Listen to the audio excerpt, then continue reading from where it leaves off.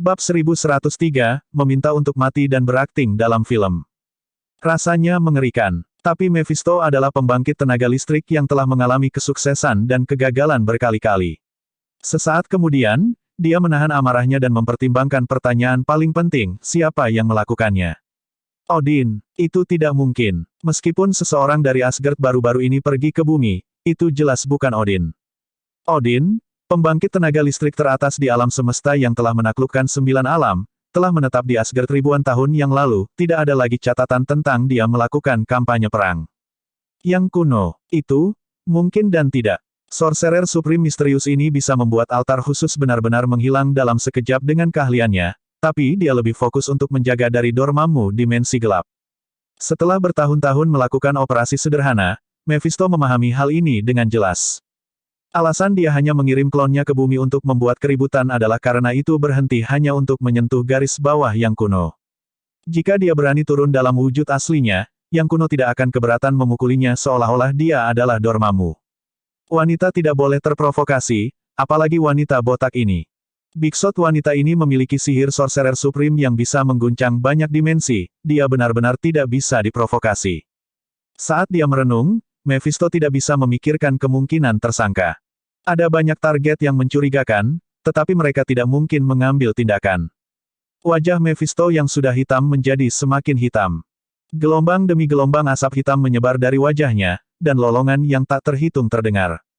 Altar khusus bukanlah hal yang biasa. Itu adalah satu-satunya alat sihir yang dia buat 1000 tahun yang lalu, dan itu berisi mantra inti.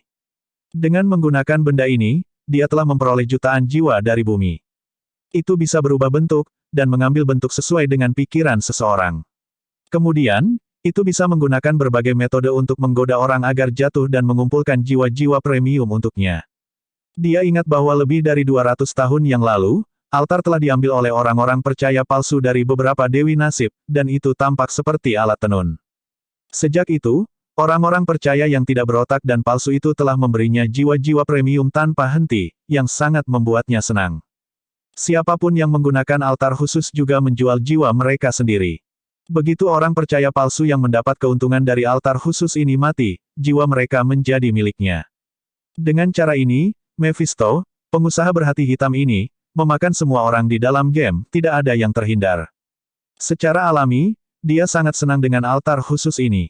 Jika tiruannya adalah pegawai layanan pelanggan yang dia kirim, maka altar khusus adalah robot layanan pelanggan yang secara otomatis dapat menjawab pertanyaan sederhana. Altar itu tidak sefleksibel tiruan, tetapi itu adalah sumber pendapatan yang stabil yang tidak perlu dia khawatirkan untuk waktu yang lama. Sekarang setelah sumber pendapatan bebas repot ini hilang, Mephisto hanya bisa meratap, lupakan saja. Saya akan mencoba membuat yang lain ketika saya memiliki kesempatan. Petik 2. Dia tidak dalam suasana hati yang baik tentang itu. Altar itu istimewa baginya dan benar-benar tidak biasa. Mengesampingkan bahan mentah yang aneh dan berharga yang dibutuhkannya, dia sendiri harus membutuhkan waktu 300 hingga 500 tahun untuk menyelesaikan pembuatannya. Dia telah menderita kerugian besar. Luke tidak tahu bahwa dia telah menjegal Raja Iblis yang tinggi dan perkasa sekali lagi. Setelah shock beberapa saat, dia tidak langsung memilih untuk menggunakan alat tenun, tetapi mencoba menekan emosinya. Ketika inventarisnya diubah terakhir kali, dia telah dikunci selama setengah hari. Jika antarmuka diubah kali ini, bagaimana jika sistem Dedis sendiri mogok? Luke ada di sini malam ini untuk mendapatkan poin pengalaman dan naik level. Karena dia sudah ada di sini, dia harus menyelesaikan apa yang ingin dia lakukan. Dia bilang dia akan membuang persaudaraan, jadi dia harus melakukannya. Dia mengatakan dia akan mendapatkan pengalaman dan poin kredit, jadi dia harus mendapatkan cukup. Apa yang tidak dia ketahui adalah saat Loom of Fate menghilang dari ruangan, banyak orang di seluruh dunia tiba-tiba merasa pikiran mereka tersentak dan seperti ada sesuatu yang hilang, dan mereka mulai panik. Ini termasuk semua pembunuh di pabrik tekstil No. 17. Sloan memejamkan mata sejenak dan mengerutkan kening. Apakah kamu merasakannya? Selusin pembunuh elit di depannya mengangguk serempak. Seorang wanita tidak bisa tidak bertanya, Sloan, apa yang terjadi? Pikiran Sloan berputar, tapi dia hanya bisa menggelengkan kepalanya. Aku tidak tahu, tapi aku merasa seperti kehilangan sesuatu. Sebagian besar dari mereka tanpa sadar mengangguk karena mereka merasakan hal yang sama.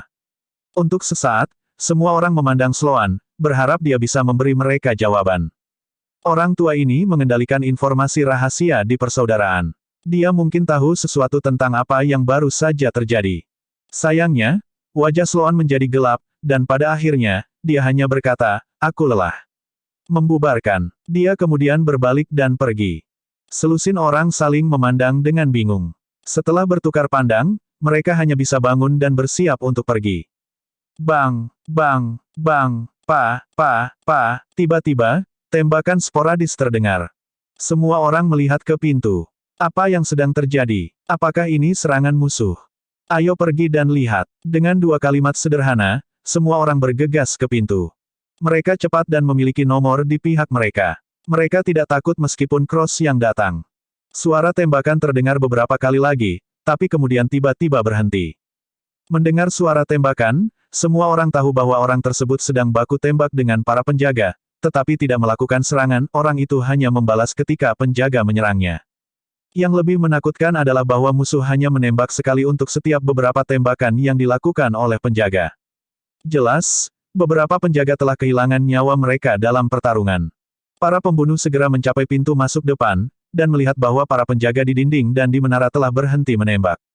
Mayat-mayat berjatuhan dari menara. Khawatir, para pembunuh berhamburan dan naik ke dinding di sekitarnya untuk melihat keluar. Mereka melihat seorang pria berjas hitam dengan janggut dan rambut disisir ke belakang berdiri dalam gelap. Dia tidak mengangkat pistol di tangannya, tetapi hanya melihat orang-orang di dinding. Melihat selusin pembunuh elit, pria berjas itu akhirnya berkata, "Katakan pada Sloan untuk keluar." Suaranya tenang dan tanpa emosi, seperti kebanyakan orang berbicara kepada kasir di restoran cepat saji, datar dan acuh tak acuh, tidak senang atau sedih. Semua orang terdiam. Kelompok itu saling memandang tetapi tidak mengatakan apa-apa. Akhirnya, tukang senjata itu bertanya, "Siapa kamu?" Pria berjas itu akhirnya memiringkan kepalanya dan menatapnya. "John Wick, Anda juga bisa memanggil saya Bugiman." Petik 2. Jantung semua orang berdetak kencang, dan mereka terkejut. Apakah dia gila? Dia meminta seseorang untuk mengirim pesan kemarin, dan dia sudah datang mengetuk hari ini. Apakah dia pikir dia bisa menghadapi persaudaraan? Lalu mengapa menyebut diri Anda Bugiman? Mungkin juga menyebut diri Anda kematian. Akhirnya, si tukang senjata yang berbicara lagi. "Sebutkan bisnis Anda." Pria berjas itu tidak menjawab, dan bahkan membuang muka, seolah-olah si tukang senjata tiba-tiba tidak ada. "Persetan denganmu." Semua orang mengutuk. Ini hanya meminta untuk mati. Apakah Anda pikir ini film? Apa yang tidak mereka ketahui adalah bahwa meskipun tidak ada kamera yang berputar, Luke memang ada di sini untuk bertindak. Bab 1104, Jatuhkan Mati. John Wick. Sebuah suara tua terdengar, dan Sloan muncul di jendela sebuah menara tinggi di balik dinding. Melihat ke bawah, Sloan berkata dengan acuh tak acuh, "Apa yang harus kamu katakan?" Luke terkekeh dalam hati dan mengangkat kepalanya. "Aku di sini hanya untuk memberitahumu sesuatu." Tak seorang pun di fraternity ikut bermain. Luke merasa sedikit menyesal. Ekstra ini tidak profesional sama sekali, tak seorang pun dari mereka bertanya, "Ada apa?" Menampilkan sebuah pertunjukan untuk dirinya sendiri, dia mempertahankan wajah tenang klasik John. "Aku akan membunuh siapapun yang mencoba membunuhku." Sloan, pembunuh elit, para penjaga. Banyak orang bertanya-tanya, apakah kami diancam di depan kami? Dan di halaman depan kita. Ini benar-benar terasa seperti momen kejutan. Mata Sloan berkedip, tetapi dia tidak memiliki ekspresi apapun. Dia hanya memerintahkan dengan tenang, "Bunuh dia." Dia nyaris tidak mengucapkan kata-kata, ketika suara tembakan terdengar. Semua penjaga melepaskan tembakan hampir bersamaan, dan peluru menghujani tempat terbuka di depan pintu masuk. Sloan masih berdiri diam di jendela yang tinggi. Pembunuh elit hanya menarik senjata mereka, dan tidak melepaskan tembakan. Mereka tidak goreng kecil, dan cukup arogan. Hanya ada satu musuh. Bahkan Bugiman John, yang menjadi terkenal baru-baru ini, tidak cukup layak bagi mereka semua untuk menyerangnya bersama-sama. Puluhan penjaga melancarkan serangan. Mereka tidak ingin mempermalukan diri mereka sendiri dalam pengepungan ini. Wajah mereka berubah saat berikutnya. Tidak ada seorang pun di pintu masuk. Di bawah tatapan semua orang, Bugiman menghilang. Tampaknya terjadi dalam sekejap mata. Tapi siapa mereka? Mereka adalah pembunuh terkenal dari persaudaraan, dan memiliki refleks bawaan dan visi dinamis yang jauh melebihi orang biasa. Selama ini, merekalah yang mengandalkan kemampuan super mereka untuk tiba-tiba menghilang di depan lawan mereka. Tetapi seseorang telah memainkan trik yang sama di depan mereka. Pada saat itu, bahkan ekspresi Sloan yang agung pun berubah. Dia ingat serigala malam dan merpati putih, dalam 2v1, mereka mati tanpa suara. Dan Bugiman John lah yang menyuruh mereka menyebarkan berita. Jangan menahan diri. Bunuh dia sekaligus. Suara Sloan terdengar, dan bahkan suara tembakan tidak bisa menenggelamkannya. Begitu perintah diberikan, semua orang, termasuk para pembunuh elit, tahu bahwa pihak lain harus dimusnahkan tanpa gagal. Segera, semua lampu di benteng dinyalakan, menerangi hamparan gelap. Di pabrik tekstil, para pekerja yang menerima kabar itu mengeluarkan senjata mereka dan langsung berubah menjadi pembunuh. Bang, bang, bang, bang, tembakan meletus di pabrik. Pembunuh biasa yang sedang mengantri untuk mengambil senjata mereka dari ruang senjata berteriak ketakutan saat mereka ditembak. Mereka jatuh satu demi satu, seperti deretan domino berdarah. Pada titik tertentu, pria berjas hitam itu muncul di pabrik dengan sebuah MP7 di masing-masing tangannya. Di hadapan para pembunuh biasa ini, Luke menggunakan MP7, yang sangat langka. Itu bisa menampung 40 peluru, dan sangat mematikan. Para pembunuh yang sedang menunggu senjata ditembak mati satu persatu. Kali ini, Luke tidak menggunakan metode Mozambik. Membunuh setiap musuh dengan 2 peluru akan terlalu lambat. Menembak mereka di perut juga terlalu lambat. Semua pembunuh ditembak di kepala, tanpa kecuali. Pada jarak 10 meter, tidak ada banyak perbedaan jika Luke menggunakan MP7 atau Glock. Dia memiliki lebih banyak kendali, dan kecepatan dia membunuh hanya terhambat oleh kecepatan dia mengganti target. Ekspresi para pembunuh elit yang masih berada di luar benteng dan belum kembali segera berubah. 4 orang yang paling dekat dengan pabrik mengaktifkan ledakan fisik pada saat yang sama dan mengisi daya dalam 2 detik. Mereka melihat Luke mengendurkan cengkeramannya pada 2 MP7 dan membiarkannya jatuh. Tangannya melintas di pinggangnya seperti hantu saat 2 Glock muncul. 4 pembunuh elit yang baru saja masuk menyipitkan mata ketika mereka melihat 2 Glock. Klip yang terlalu panjang di bagian bawah setiap senjata jelas merupakan perpanjangan khusus, itu mungkin salah satu yang gila yang berisi 33 peluru.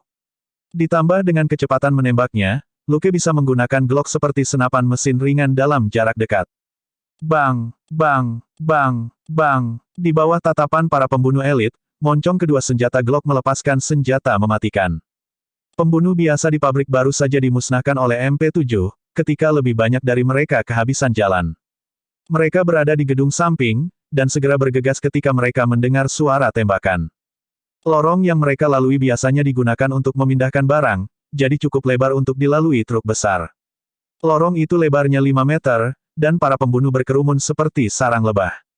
Mereka kemudian bertemu dengan senjata sengit dari 2 Glock. Pembunuh ini, yang dianggap elit di antara orang-orang biasa, pingsan bahkan sebelum mereka melihat Luke. Tidak ada seorang pembunuh pun yang dapat menyerbu melalui lorong itu sebelum mereka semua terbunuh dan mulai menumpuk, seperti jerami di bawah sabit tua. Beberapa pembunuh yang tertinggal di belakang berkeringat dan bersembunyi di sudut di ujung lorong, mereka tidak lagi memiliki keberanian untuk menjulurkan kepala. Bang, bang, bang, bang. 4 pembunuh elit akhirnya meluncurkan serangan putaran pertama sebelum Glock bisa menembak lagi. Pembunuh elit ini kejam dan efisien, dan jauh lebih kuat daripada veteran biasa yang telah dibunuh Luke 2 hari lalu. Ketika mereka menyerang, mereka secara otomatis menyebar ke 4 arah berbeda untuk mengalahkan musuh. Reaksi Luke tidak terduga. Bahkan ketika 4 peluru ditembakkan ke arahnya, Glock di tangannya masih tidak berubah arah, dan dia dengan keras kepala meledakkan kepala 7 atau 8 pembunuh biasa terakhir. Ketika peluru terbang ke arahnya, dia kabur sejenak sebelum dia muncul 2 meter jauhnya. Ketepatan menembak para pembunuh mencapai halangan baru. Karena mereka terlalu akurat, tidak mungkin peluru bisa terbang lebih dari 2 meter, jadi Luke secara alami tidak terluka. Pada saat itu, Glock-nya akhirnya kosong. Luke mengendurkan tangannya lagi, dan Glock jatuh. Bahkan sebelum mereka jatuh di tengah jalan, dia meraih di bawah ketiaknya lagi. Tepat sebelum mereka menyentuh tanah, dia sudah memiliki 2 senjata lagi. Kali ini, bukan lagi Glock dengan klip panjang, tetapi 2P226 yang dimodifikasi. Bahkan, dalam waktu singkat yang dia perlukan untuk membuang Glock dan mengeluarkan P226, dia sudah berhasil menghindari 4 peluru. Dia juga meninggalkan bayangan samar di udara saat dia dengan cepat mendekati 2 orang di pabrik. Bang, bang, bang, bang. Kedua pria itu dikejutkan oleh ledakan kecepatan Luke yang tiba-tiba, tetapi mereka tidak panik, dan menembak ketika dia mendekati mereka. Bab 1105, putaran kanan berputar, 1000, 1000, dan 1000 lagi. Kedua pembunuh elit tidak bertukar kata bahkan ketika mereka bekerja bersama-sama dan melepaskan tembakan sekali lagi untuk menghalangi pendekatannya, 2 peluru bahkan melengkung. Mereka tahu betul bahwa mereka tidak sekuat bugiman ini, tetapi mereka tidak berjuang sendirian. Dalam 2 detik, 3 hingga 5 pembunuh elit akan tiba. Dalam 5 detik, lebih dari 10 dari mereka akan berada di sini. Tidak peduli seberapa kuat bugiman ini, dia akan berubah menjadi keju Swiss. Pada saat itu, Luke hanya berjarak 10 meter. Dia harus mendekat untuk membunuh musuh secara instan. Dia menembak 3 kali masing-masing dari 2 pria bersenjata itu. Ekspresi mereka berubah saat mereka berpisah, mencoba menarik diri sehingga mereka tidak berada dalam jangkauan serangan Luke pada saat yang sama. Bang, bang, bang, bang, bang, bang. 2 pria di ambang pintu juga melepaskan tembakan. Mereka akan dapat membunuh bugiman jika mereka memukulnya, dan jika tidak, mereka masih dapat mengganggu serangannya pada rekan-rekan mereka dan menciptakan peluang untuk melakukan serangan balik. Tiba-tiba, Luke berputar seperti gasing, lengannya terayun keluar. Bang, bang, bang, bang. 4 peluru ditembakkan ke arah 2 orang di kiri dan kanan. Ekspresi keempat pembunuh elit tiba-tiba berubah, dan mereka hampir berteriak serempak, tidak. Itu tidak mungkin. Tidak, pertama berasal dari 2 pria yang diserang Luke, sedangkan seruan kedua berasal dari 2 pria di ambang pintu. Peluru-peluru terbang ke arah kedua pria itu dengan sudut yang aneh dari kedua sisi. Kedua pria itu ditembak di kepala secara bersamaan. Kedua pria di ambang pintu tanpa sadar berteriak lagi, bagaimana kamu? Tapi Luke tidak berhenti berputar. Hampir saat kedua pembunuh itu mati, tangannya berayun lagi. Kali ini, peluru terbang ke arah keduanya di ambang pintu. Keduanya menatap kematian di wajah, dan kata-kata setengah terucap mereka berubah menjadi embusan keputusasaan. Tidak. Pada saat itu, mereka masing-masing harus menghadapi rentetan 5 peluru. Yang lebih menakutkan lagi adalah bahwa kelima peluru itu tidak hanya melengkung, tetapi juga terbang dalam lengkungan yang berbeda. Di mata mereka yang tajam, peluru itu seperti segerombolan misil mini yang tidak bisa dihindari. Meskipun mereka tahu menembak kurva seperti punggung tangan mereka dan bisa menggunakan peluru melengkung yang berbeda, semua orang di persaudaraan hanya bisa menembak sekali dalam satu waktu. Sebagai perbandingan, bugiman ini telah menembakkan 10 tembakan berturut-turut di busur yang berbeda dan menyerang 2 target pada saat yang sama. Ini benar-benar membalikkan pandangan dunia mereka. Dalam keterkejutan mereka tidak bisa menghitung lintasan peluru sama sekali, dan secara tidak sadar hanya bisa menghindar ke satu arah. 2 orang yang sedang bergegas tiba-tiba ambruk dan berguling 7 hingga 8 kali di atas tanah sebelum mereka berhenti. Yang lebih lemah ditembak di kepala dan perut, sedangkan yang lebih kuat hanya memiliki 1 lubang di kepalanya. Tapi tak satu pun dari mereka lolos dari kematian. Luke tidak berhenti berputar, dan tangannya bergerak lebih cepat. Peluru yang tersisa di senjata tersebar dan terbang melengkung di beberapa pintu gelap. Ada 2 erangan, dan langkah kaki tergesa-gesa di sekelilingnya melambat. Luke merasa geli. Sebenarnya ada 2 orang lemah. Mereka bahkan tidak bisa menahan 2 peluru dari jarak yang begitu jauh. Sangat mengerikan. Memikirkan itu, dia berhenti dan berdiri di tengah pabrik. Dia tanpa tergesa-gesa mengeluarkan klip kosong dari 1 pistol. Masuklah. Aku berjanji tidak akan menembak duluan. 5 sosok muncul di 3 pintu. 2 dari mereka memiliki ekspresi jelek. 1 mencengkeram lengannya, dan yang lain mencengkeram perutnya. Keduanya adalah yang lebih lemah di antara para pembunuh elit, dan telah ditembak. 3 lainnya tidak terluka, tetapi ekspresi mereka masih gelap. Mereka juga berkeringat dingin karena rentetan peluru yang tiba-tiba. Bahkan jika mereka sama sekali tidak terluka, itu tidak berarti bahwa mereka tidak takut. Jika mereka ceroboh, mereka mungkin terbunuh oleh salah satu peluru. Pertempuran antara pembunuh top hanya berbahaya ini. Hanya beberapa sentimeter berdiri di antara mereka dan kematian. Melihat Luke sedang mengisi ulang, salah satu dari mereka tiba-tiba mengangkat senjatanya. Luke masih memuat ulang, tapi saat pria itu bergerak, tangan kanan Luke terayun keluar. Sebuah peluru terbang ke arah pembunuh elit yang ingin memanfaatkan momen ini. 4 lainnya menatap rekan mereka dengan tidak percaya. Ada lubang di pelipis pria itu. Seringainya tidak berubah, tapi dia sudah mati. Luke menjatuhkan klip kosong P-226 dan memuat ulang. Bagaimana orang ini menjadi seorang pembunuh? Dia tidak tahu saya punya satu peluru terakhir yang tersisa di laras. Ekspresi empat pembunuh elit semakin buruk, tetapi ada ketakutan di mata mereka. Orang yang meninggal bukanlah yang terkuat atau terlemah di antara mereka. Orang biasa seperti ini tidak bisa menghindari tembakan. Yang lebih menakutkan adalah bahwa hantu ini benar-benar menggunakan curve shooting. Apa lelucon? Physical Outburst dan Curve Shooting adalah dua skill terbaik untuk assassin top di Fraternity. Dengan dua keterampilan inilah mereka bisa menonjol dari pembunuh biasa yang tak terhitung jumlahnya dan menjadi pembunuh legendaris dengan kemampuan luar biasa. Tapi sekarang, orang luar telah menggunakan kartu as mereka untuk membunuh rekan mereka di depan mereka. Ini, tidak ada rekonsiliasi masalah ini. Tetapi tidak ada yang pindah, karena Luke sudah memiliki P-226 yang dimuat ulang. Pistol ini bisa menampung 20 peluru, mereka tidak berpikir mereka bisa menahan 20 tembakan. Empat pembunuh elit yang telah memasuki pabrik terlebih dahulu tetapi sudah mati adalah bukti paling langsung dari ini. Mereka menunggu. Paling-paling butuh beberapa detik bagi yang lain untuk tiba.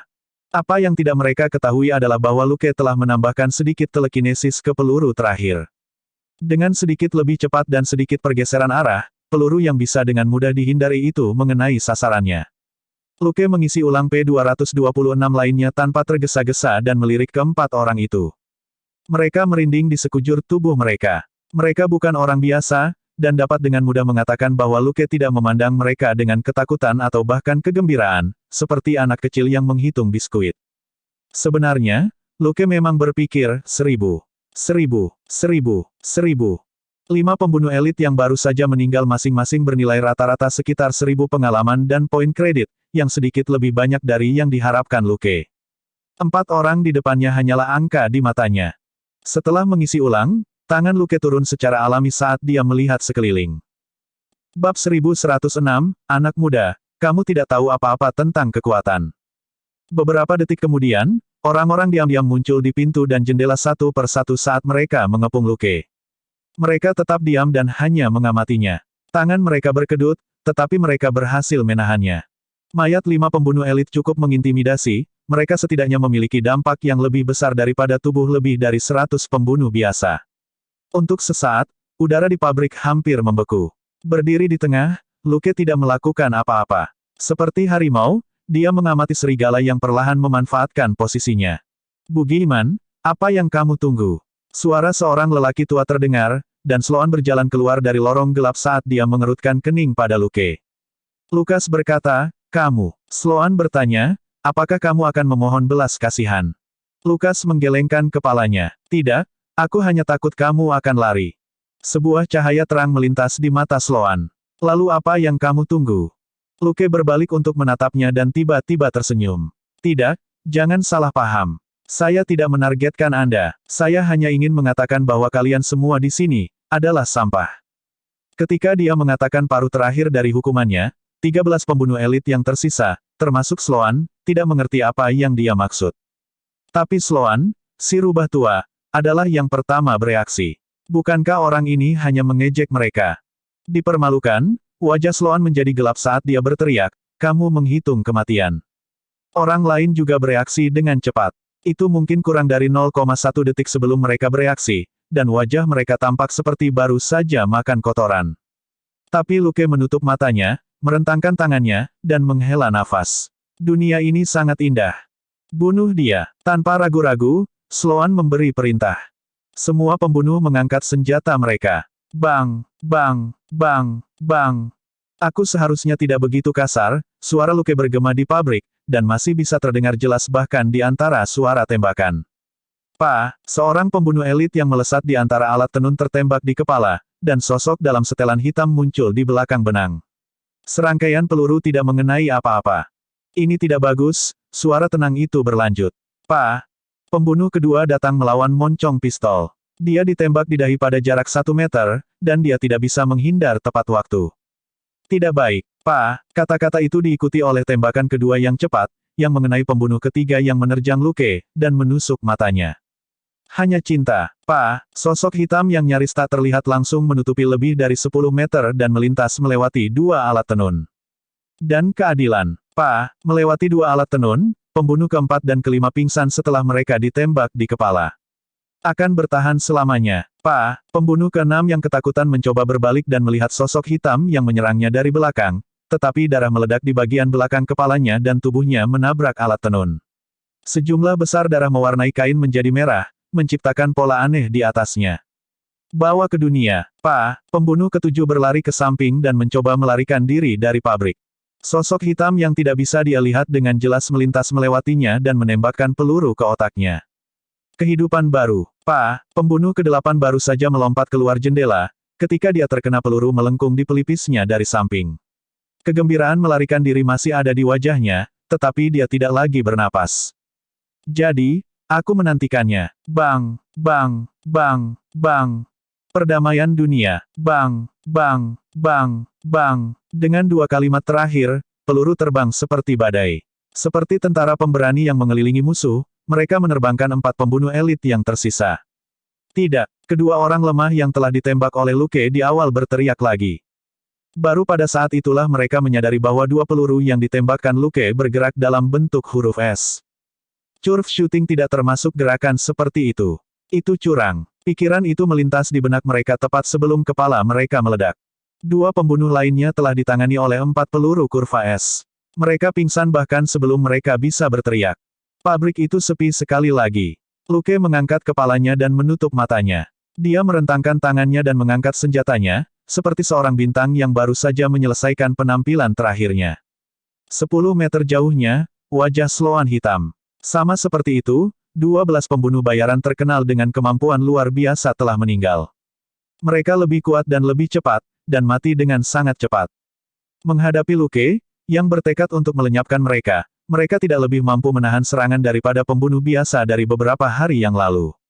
Untuk siswa berprestasi yang mendapat nilai 100, yang mendapat nilai 60 dan 80 semuanya siswa sampah. Alasan siswa berprestasi mendapat nilai penuh adalah karena bagi mereka, hanya ada 100 nilai di kertas ujian. Bagaimanapun, siswa sampah akan dihancurkan. Di depan Luke, baik pembunuh biasa maupun pembunuh elit jauh dari lawannya. Jadi, mereka mati, dan dalam waktu kurang dari 5 detik. Mata Sloan berkedip, dan dia akhirnya berkata, "Kamu bukan hantu."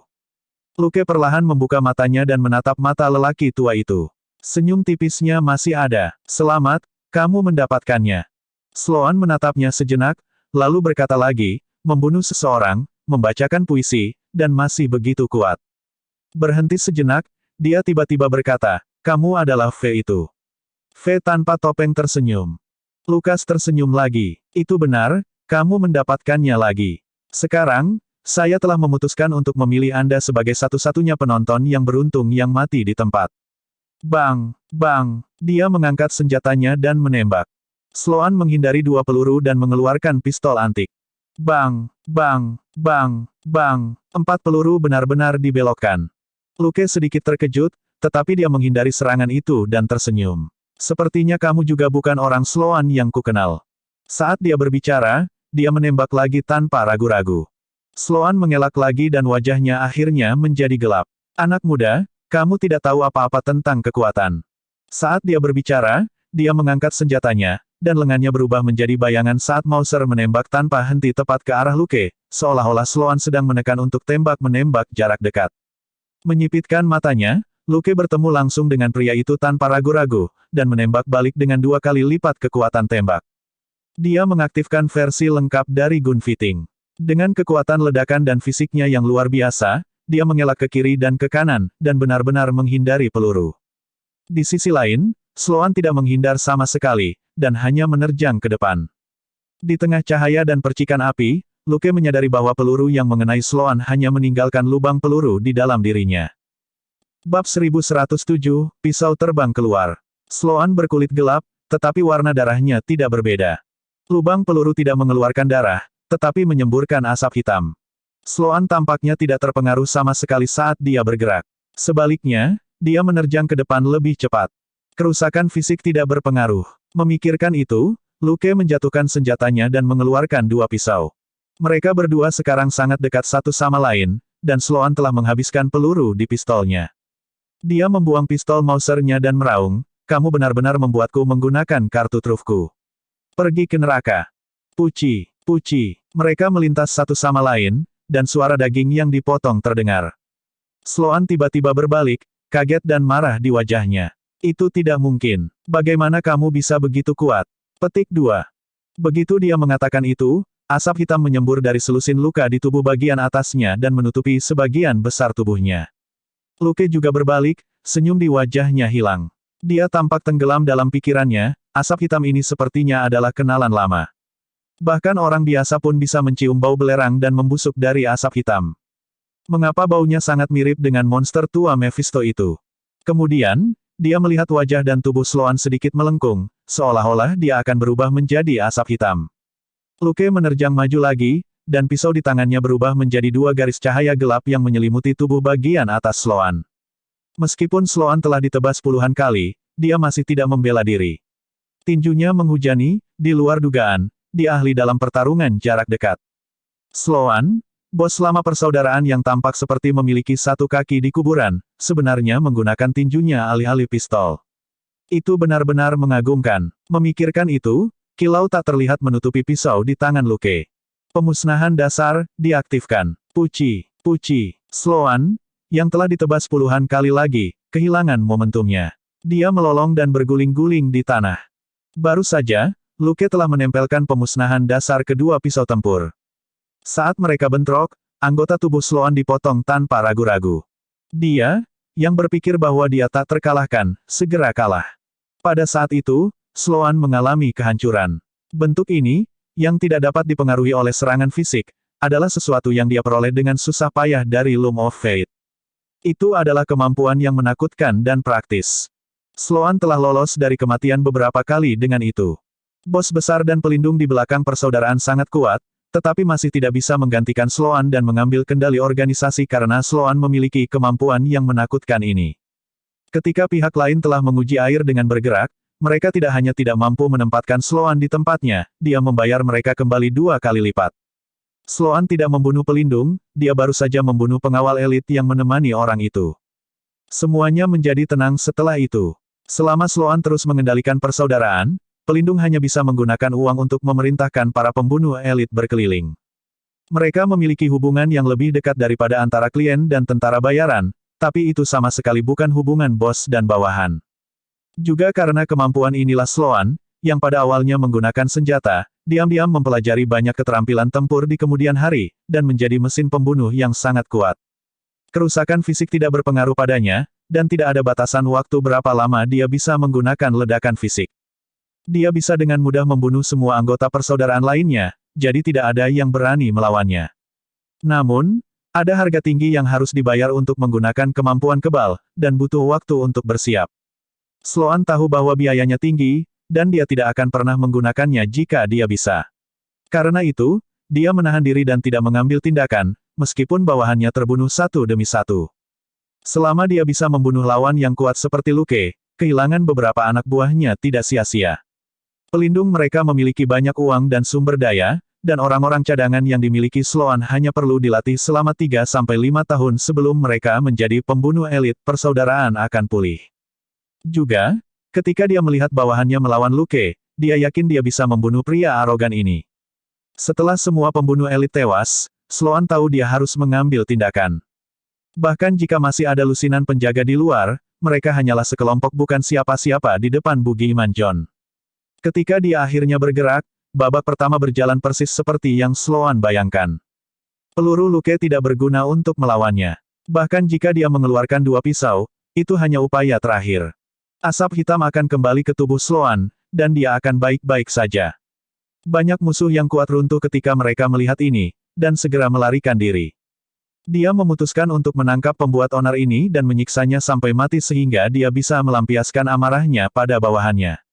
Pembunuh elit itu adalah alat yang sangat berguna. Hatinya benar-benar sakit ketika mereka semua mati. Tapi dalam konfrontasi kedua ini adalah bentrokan sepihak. Sloan dalam kesulitan. Pisau, yang memiliki elementary annihilation di atasnya, dengan mudah memotong anggota tubuh Sloan. Namun kali ini, Tidak ada lagi asap hitam yang menyembur keluar dari lukanya, seolah-olah itu telah disegel. Bahkan anggota tubuhnya yang patah tidak berubah saat mereka tergeletak di tanah. Tidak hanya itu, setelah dia mengaktifkan kemampuannya, rasa sakit yang dia rasakan dari luka-lukanya akan berkurang secara signifikan. Sekarang, bagaimanapun, seolah-olah lukanya terkorosi oleh asam. Sloan menjerit dan meronta-ronta di tanah, tak percaya dan ketakutan di matanya. Tidak, itu tidak mungkin. Bagaimana ini bisa terjadi? Di mana tubuh abadi yang dewa berikan padaku? Generasi anggota badan, mengurangi rasa sakit. Ini adalah pikiran yang memenuhi pikirannya, dan bahkan rasa sakit fisik tidak dapat menahan pertanyaan-pertanyaan ini. Luke menyarungkan pisaunya dan mengabaikan lelaki tua itu. Sloan, yang kehilangan anggota tubuhnya, hanyalah seekor domba gemuk di atas talenan. Mengambil dua senjata yang baru saja dia lemparkan ke samping, Luke dengan cepat mengisi ulang dan berlari keluar dari pabrik. Bang, bang, bang, bang, bang, suara tembakan terdengar, dan para penjaga berteriak panik. Kemudian, suara tembakan berangsur-angsur berubah menjadi sporadis, dan teriakan itu berhenti. Tidak ada apa-apa selain keheningan di luar. Kemudian, Lukas kembali. Sloan mencoba bergerak, tubuhnya menggeliat seperti belatung saat dia menuju suatu bagian tertentu. Tanpa ekspresi, Luke berjalan mendekat, mengangkat pisau, dan melemparkannya. Puci. 2. Sloan membeku. Dia perlahan melihat ke bawah dan melihat dadanya, perutnya, dan tidak ada yang lain di bawahnya. Luke sudah menendang bagian bawah tubuhnya 10 meter jauhnya. Rasa sakit yang hebat menyerang Sloan, dan dia melolong lagi. Luke berjalan lebih dalam ke dalam pabrik tanpa melihat ke belakang dan tersenyum. Anda masih bisa berlari bahkan tanpa tangan atau kaki, apakah menurutmu otot perutmu sehebat itu? Saya telah memotong pinggang Anda, mari kita lihat bagaimana hidup Anda setelah itu. Previous. Bab 1108, pisau cepat, dan memotong irisan daging sapi berlemak. Pada saat itu, hanya ada beberapa pembunuh biasa yang bersembunyi di pabrik tekstil. Tapi Luke merasakan mereka dan dengan mudah menemukan mereka dan menembak mereka di kepala. Mengapa Anda bersembunyi? Anda Jingans. Sebagai orang jahat, Anda harus siap untuk berubah menjadi poin pengalaman dan kredit kapan saja. Saat Luke bergumam pada dirinya sendiri, dia berjalan ke dalam apa yang tampak seperti unit freezer. Ada beberapa bangkai babi yang tergantung di kait, dan bahkan beberapa tubuh manusia bercampur di antara mereka. Beberapa mayat itu palsu, tetapi ada juga yang asli. Lukas mengerutkan kening. Dia tidak terlalu peduli dengan kebersihan ketika dia mengumpulkan pengalaman dan poin kredit. Namun, beberapa mayat sudah tua dan beberapa masih muda. Mereka tidak terlihat seperti profesional, tetapi ada lubang peluru dan luka pisau pada mereka. Untuk mata Luke yang berpengalaman, sayatan jelas dibuat sebelum kematian, sedangkan lubang peluru dibuat setelah kematian. Orang-orang ini telah disiksa dengan pisau dan tubuh mereka kemudian digunakan sebagai sasaran.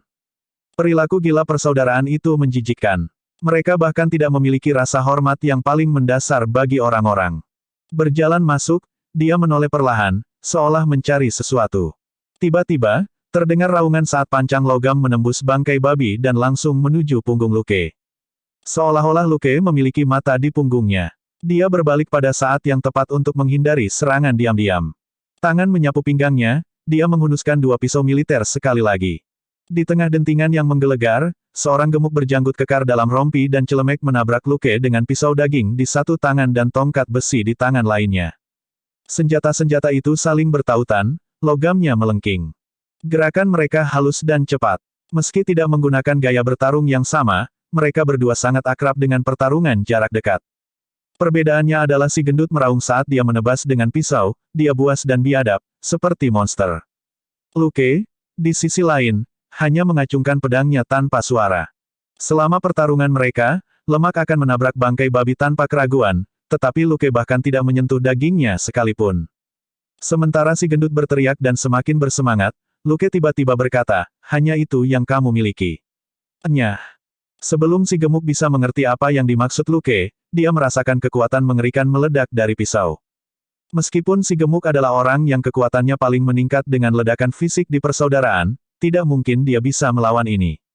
Senjatanya terjerat dengan pisau, yang kemudian dengan ringan menyapu pergelangan tangannya seperti dua ular berbisa. Lemak melepaskan cengkeramannya pada senjatanya, yang dikirim terbang beberapa meter untuk menusuk bangkai babi. Dia melihat penampilan lawannya yang tampak lemah karena terkejut dan hendak mengatakan sesuatu. Luke tidak memberinya kesempatan. Kedua pisaunya berubah menjadi bayangan saat dia mengayunkannya. Terlalu lambat, kamu terlalu lambat. Jika Anda lambat, Anda ragu, dan jika Anda ragu, Anda akan dikalahkan. Lebih cepat, Anda harus lebih cepat dalam menghindari. Anda bahkan tidak tahu cara menghindari pisau. Keterampilan pisau sampah apa yang telah Anda latih? Sampah, mati. Teriakannya sekeras dua pisau, dan lemak itu dipukul baik secara fisik maupun mental.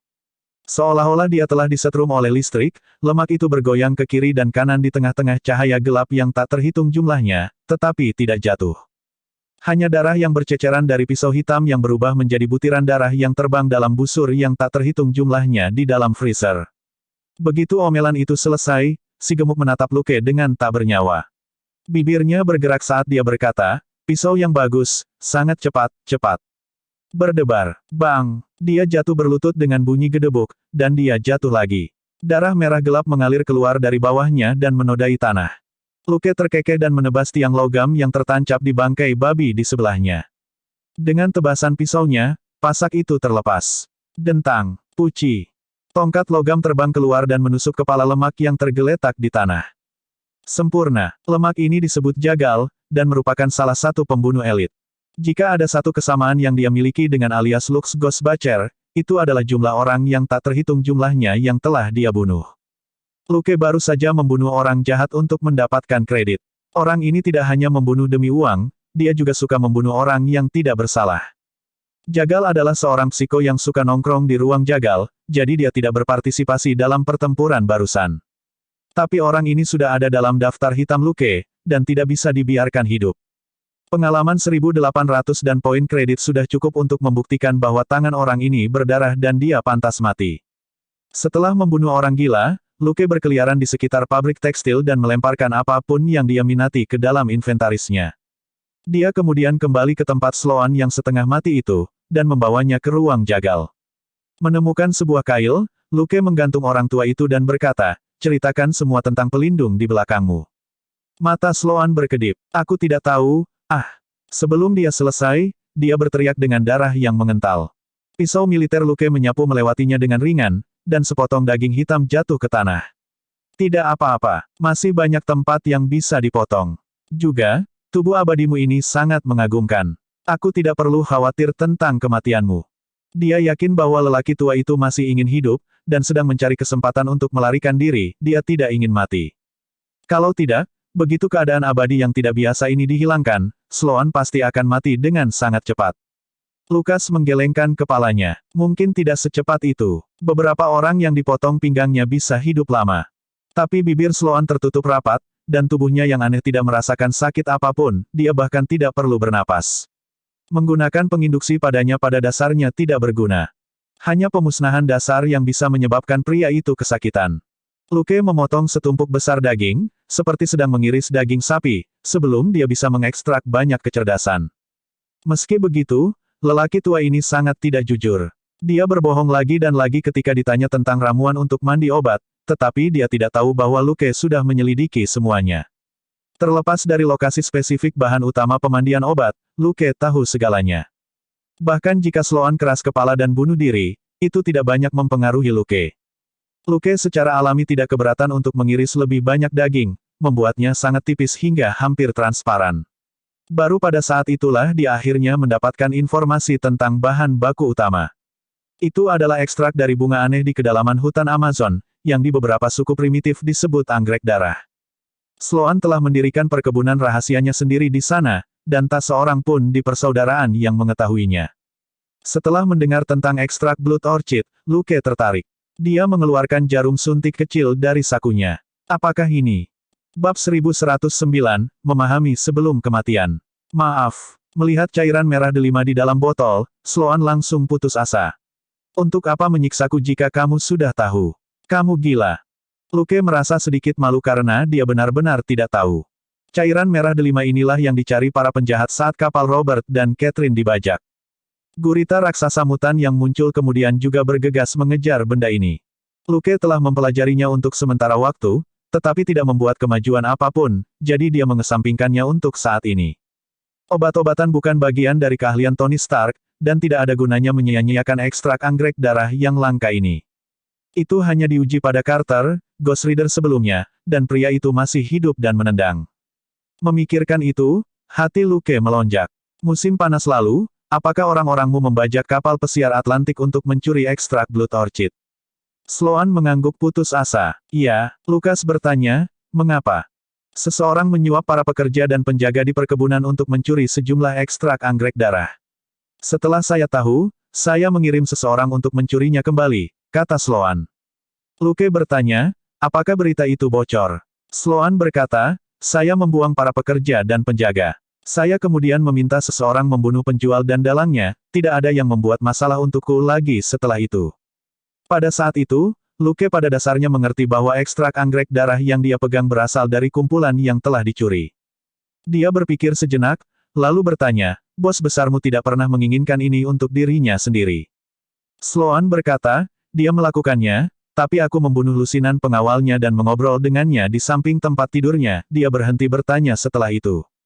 Luke kehilangan kata-kata. Apa masalah yang sulit?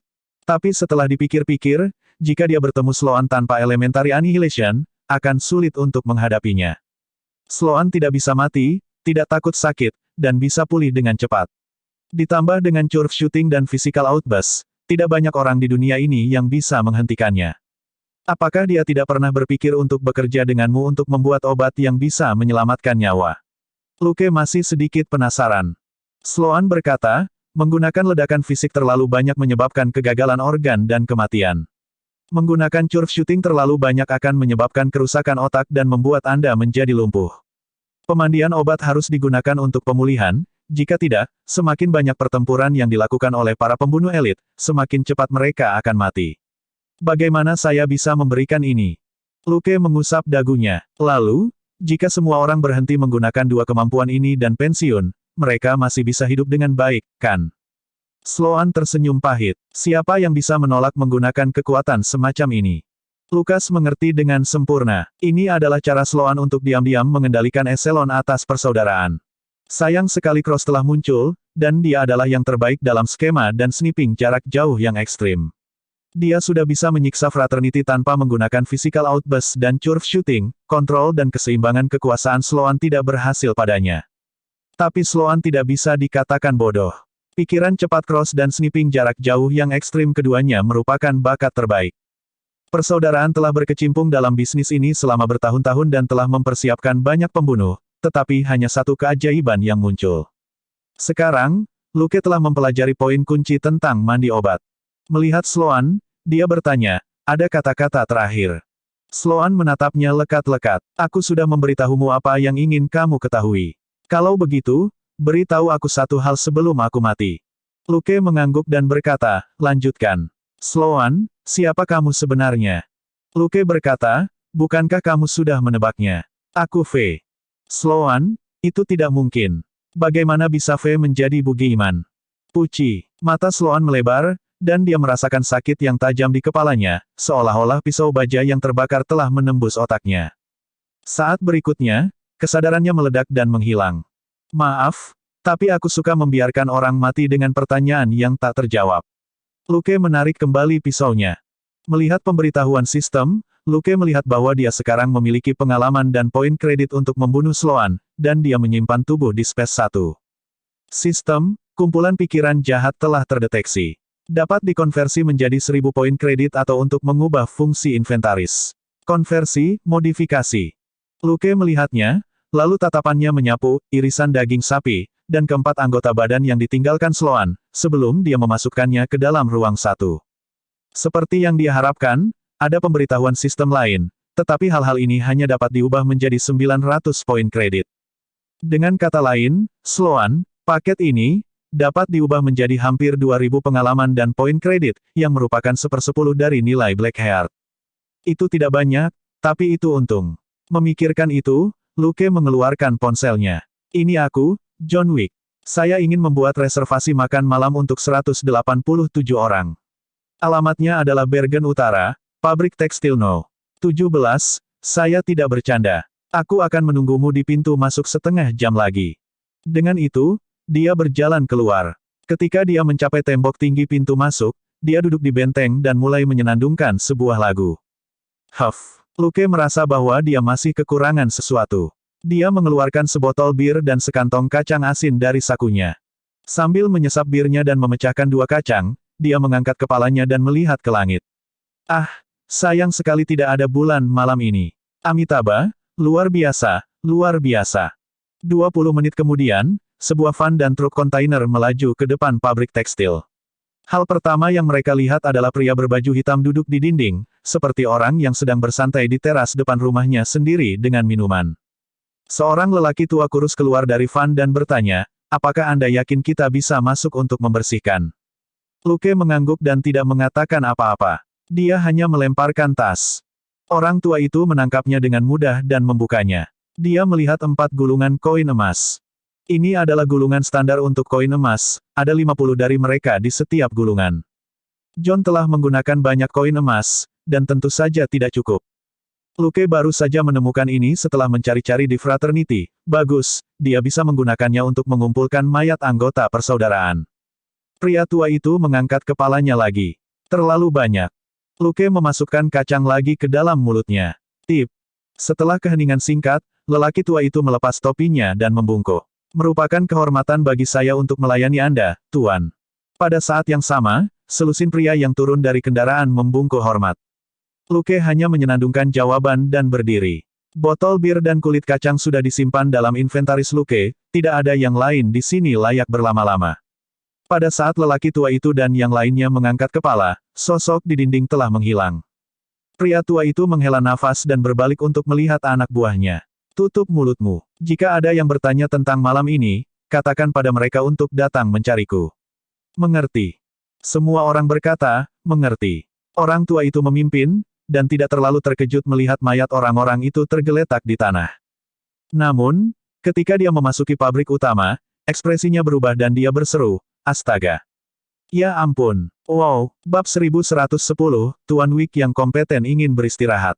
Orang tua itu telah membersihkan tempat-tempat dengan lebih banyak tubuh berkali-kali sebelumnya. Tetapi ada sangat sedikit kasus di mana mereka semua dibunuh oleh satu orang. Adapun kasus di mana orang mati adalah salah satu dari 12 anggota meja tinggi, itu bisa dihitung dengan satu tangan. Orang-orang mati di sini adalah inti dari persaudaraan, yang menggunakan kekuatan tempur dan pembunuhan untuk duduk di meja tinggi. Ini adalah pertama kalinya dalam hidup lelaki tua itu dia pernah mengalami hal seperti ini. Itu juga alasan mengapa dia begitu sopan sebelumnya. Seseorang yang bisa meratakan markas persaudaraan sendiri, sampai batas tertentu, adalah eksistensi pada level yang sama dengan 12 anggota.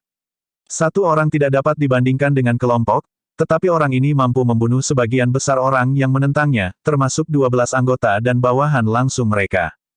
Hitmans adalah pion untuk high table, tetapi ketika pion ini lebih kuat dari pemain, hanya sedikit orang yang mau melawannya.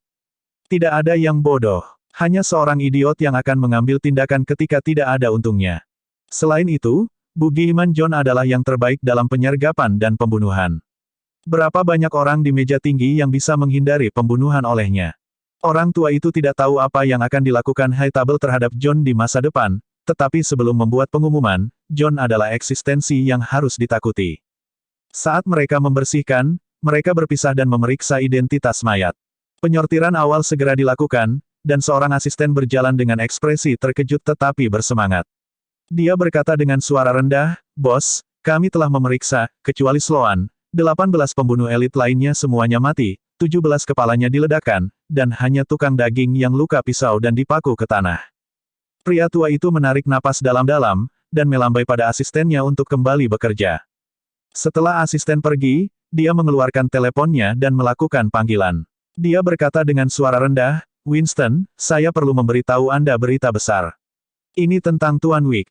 Sesaat kemudian, di Continental Hotel, Winston meletakkan teleponnya dan menggosok dahinya.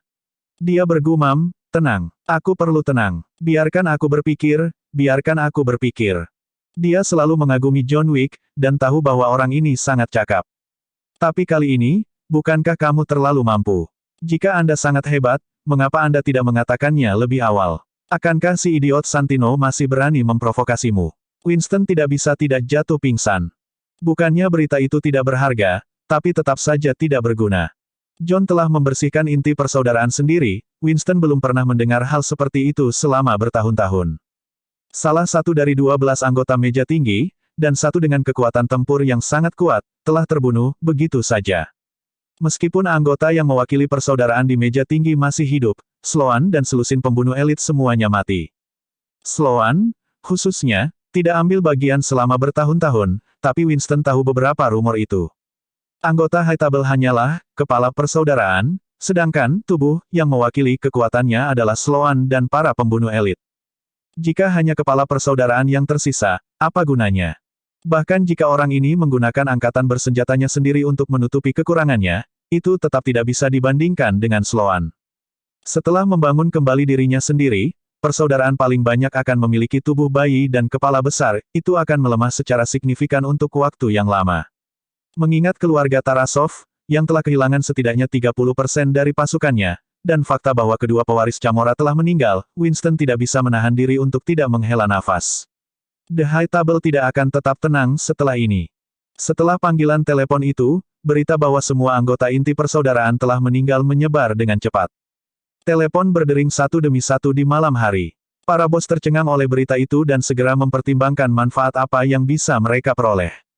Bugiman John bukan masalah besar. Paling-paling, orang ini memiliki temperamen buruk dan akan membunuh siapapun yang membuatnya kesal.